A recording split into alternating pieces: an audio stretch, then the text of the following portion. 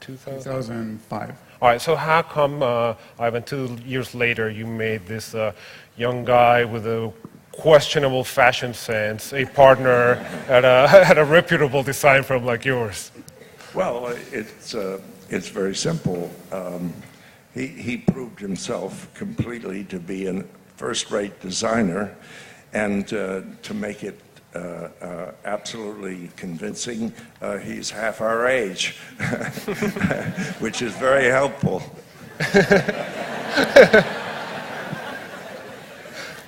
So I think there's a question for each of you, and we'll start with Tom. How do the three of you work together? How does that relationship work? I mean, especially with the age difference, or let's call it the wiseness difference, because I'm sure we don't want to talk about age. So.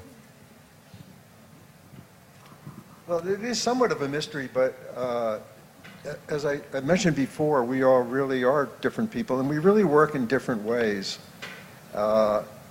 When we get an assignment to do, let's say, a trademark or something, Ivan will generally have a solution within 24 hours, and that's it.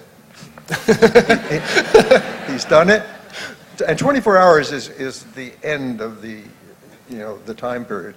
More often, maybe 8 hours. Sagi will be working on it for quite a while, for many weeks, and he will have asked everyone in the office what they think about each iteration, and will keep changing things and so on. Meanwhile, I can't work either of those ways. The only place I can do it is if I have quiet and peace and no interruptions, so I generally do my design work at home at night, and when I finally have something that I think is right, bring it in. So, but what happens is eventually we all look at all of them, and I think it's that criticism that we jointly, and arguments and discussions that lead to usually, narrowing it down to the best solutions and eventually to a solution. So while we all work very differently, I think it's those later discussions, I guess, that brings it all together. Sagi, anything you'd like to add? Yeah. Tom is being very diplomatic. Actually, the process can be very intense with a lot of screaming and storming out of rooms. We're very passionate about, and we, as Tom said, we're very different. So we have different sensibilities. So sometimes we disagree, and then it becomes, quite tense. And that moment where we get together to decide what we show to the client is sometimes where it comes to a boiling point, because they have established for many, many years this attitude that we never show to a client something that we don't believe that can work for them. Because, as Ivan can tell you, they'll pick that one and then we'll be blamed for it. So basically, we have to be very careful about what we show to the client, because they'll take the worst thing, unless they listen to us, which a lot of times happen. But so in that, there's a lot of times a back and forth about what are we, what will we show and what we will not show.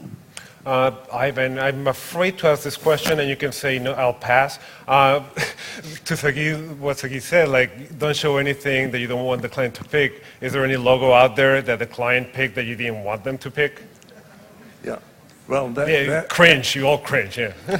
but the point is that Tom made, that we don't show anything that we can't live with, regardless of who did it, and we don't show too many. We don't put up hundreds of things and let the clients worry about it. We show maybe 3 things, sometimes 5 or 6 or something like that, a small number, any one of which it would be okay with all of us. And that is our safety valve, is only showing what we think is worthwhile.